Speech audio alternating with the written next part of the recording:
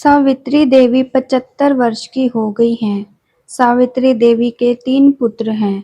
सावित्री जी के पति का देहांत तब हो गया था जब वो 55 वर्ष की थी।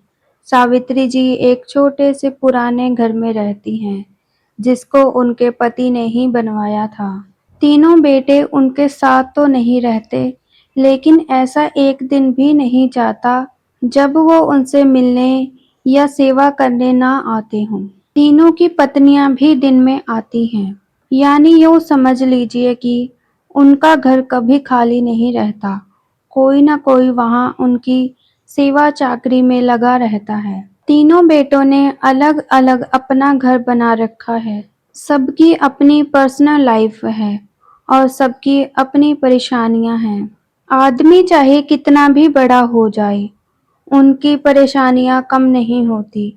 अमीर से अमीर इंसान को भी यह परेशानी होती है कि वो अमीर कैसे बना रहे। तीनों बेटों ने कई बार जिद भी की, माँ उनके साथ जाकर वहाँ रहे, लेकिन उन्होंने कहा कि वो यहीं रहेंगी, उसी घर में उन्हें सुकून मिलता है। आप ऐसा बिल्कुल मत सोचिए कि यह तीनों बेटे बहुत सपुत्र हैं, इसलिए अपनी माँ की सेवा में लगे रहते हैं। तीनों बेटों को उनसे ज्यादा प्यार या लगाव की वजह कुछ और ही है। वजह है उनकी माँ का एक बड़ा संदूक, एक बड़ा लकड़ी का संदूक जिस पर ताला लगा रहता है। यही संदूक इनके जीवन में बहुत अहम भूमिका रखता है। इस संदूक के अंदर क्या है और कितना है, ना तो इनके बेटों को पता है, ना ही इनकी पत्नियों को। बस जब से पिताजी गए हैं, माताजी को इस संदूक की रक्षा करते देखा है, इसलिए इन सभी ने अपने अपने अनुमान लगा रखे हैं। ना ही अनुमान, बल्कि उन्होंने तो एक आस लगा रखी है कि इस संदूक के खुलते ही वो क्या-क्या करने वाले हैं। सावित्री जी उस संदूक को छोड़कर कभी नहीं जाती। कभी जाती भी तो अपने कमरे में एक बड़ा ताला लगाकर ही बाहर निकलती।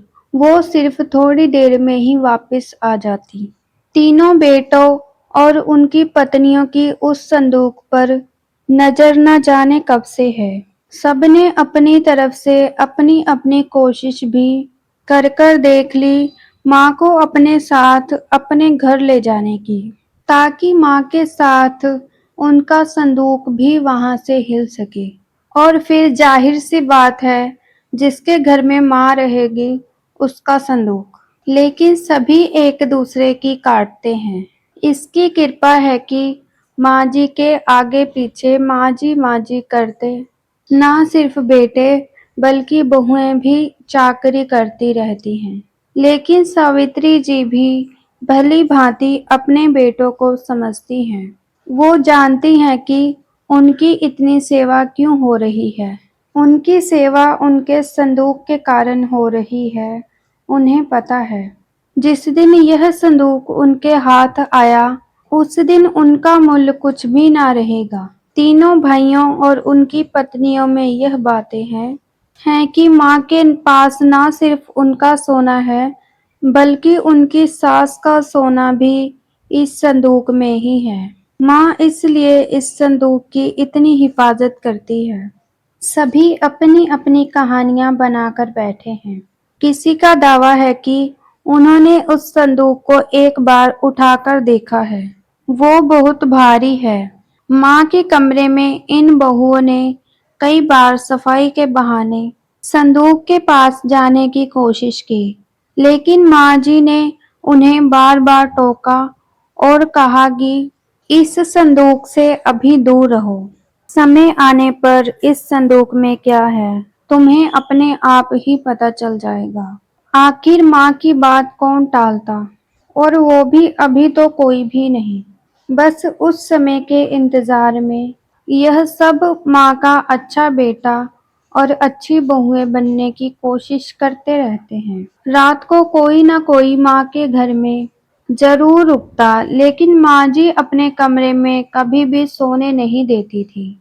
इस तरह सावित्री जी ने इस संदूक के सहारे 20 साल निकाल दिए। एक दिन माँ जी की तबीयत ठीक नहीं थी। अक्सर जब तबीयत बिगड़ जाया करती, तब उनके बेटे उन्हें अस्पताल ले जाने को कहते, लेकिन वो उसके लिए भी राजी नहीं होती थी। वो कहती थी कि डॉक्टर को यहीं बुला लो। उनके बेटे ऐसा ही करते थे।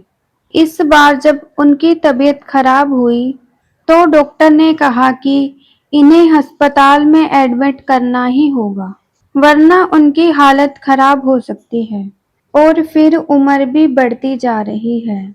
आखिर कब तक यह शरीर साथ देगा?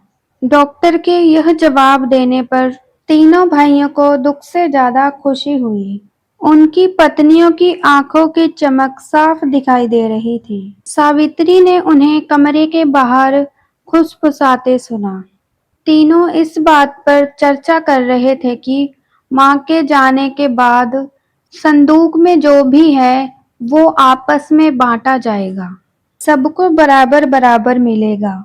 सावित्री जी ने जब यह सुना, तो उनको अंदाजा लग गया कि समय हो गया है इन सबको यह बताने का कि आखिर इस संदूक में क्या है। उन्होंने आवाज लगाकर अपने तीनों बेटों और बहुओं को अंदर बुलाया।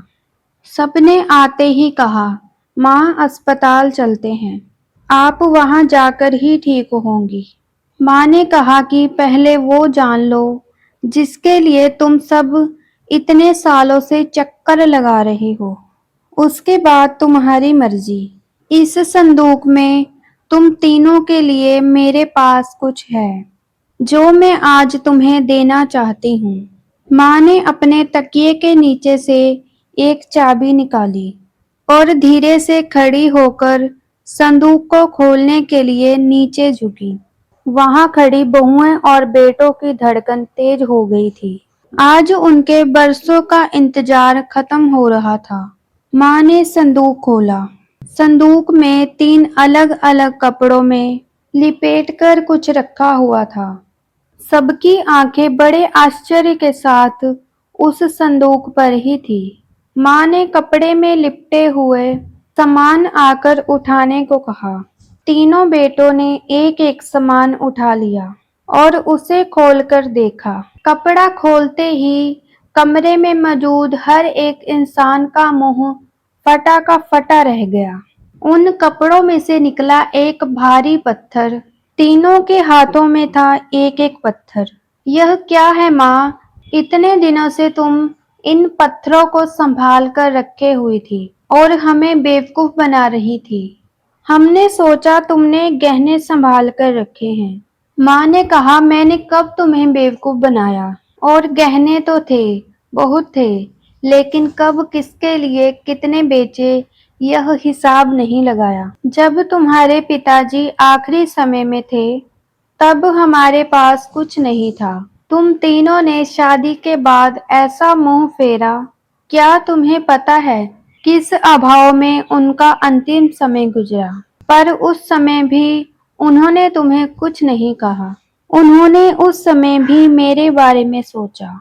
उन्हें पता था कि उनके जाने के बाद उनके बेटे मेरे साथ भी यही करने वाले हैं। इसलिए उन्होंने मेरे लिए इस संदूक का उपाय खोजा। देखो कितना सही उपाय दिया था।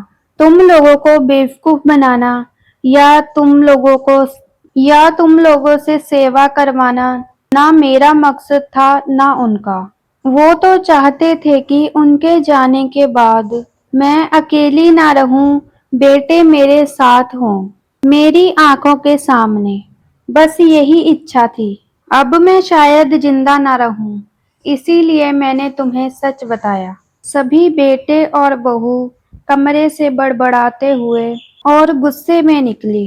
करीब 1 घंटे तक माँ के कमरे के बाहर ही सब एक दूसरे पर अपना गुस्सा उतार रहे थे। बहस हो रही थी कि अब माँ को अस्पताल लेकर जाना है या नहीं, और ले जाएगा तो खर्च कौन उठाएगा।